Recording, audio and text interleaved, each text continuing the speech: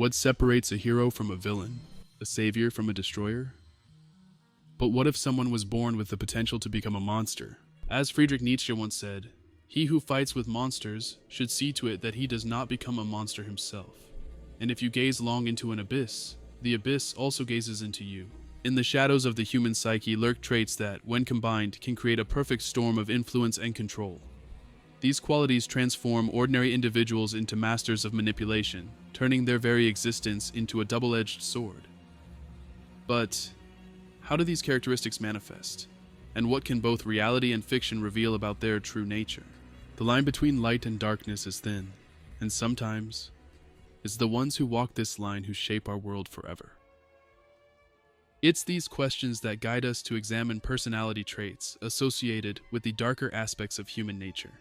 We turn our attention to what is known as the Dark Triad: Narcissism, Machiavellianism, and Psychopathy. Johan Liebert from Monster provides a chilling embodiment of these traits. But to fully understand the impact of such darkness, we must also consider those who stand against it. Dr. Kenzo Tenma, the series' protagonist, serves as a compelling counterpoint to Johan, illustrating the struggle of maintaining one's moral integrity while confronting evil. Before we dive into Johan's story, to better grasp how situational forces can influence behavior, let's consider a landmark study known as the Milgram experiment, a famous psychological study that revealed just how easily people can be led to harm others under certain conditions.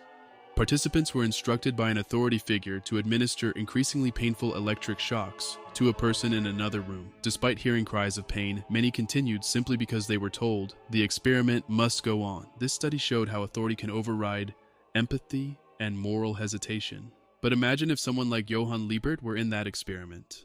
Unlike most participants who hesitated or felt conflicted, Johan would likely relish the opportunity. His narcissism wouldn't just justify the act, it would elevate it. In Johan's mind, administering shocks wouldn't be about following orders. It would be an expression of his superiority over the victim.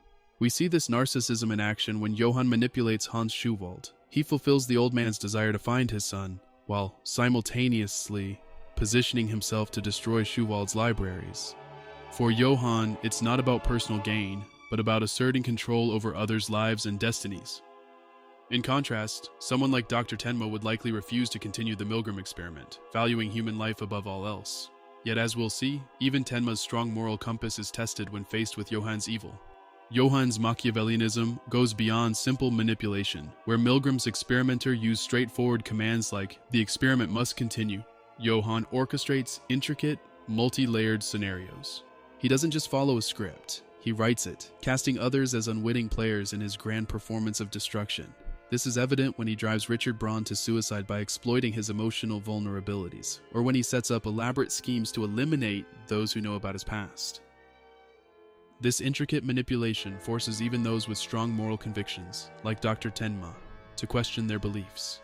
As Tenma pursues Johan, he's forced to consider actions that go against his medical oath and personal ethics, embodying Nietzsche's warning about becoming the monster you fight. But perhaps most disturbingly, Johan's psychopathy eliminates any moral hesitation. In Milgram's study, participants felt conflict and guilt. Johan would feel nothing.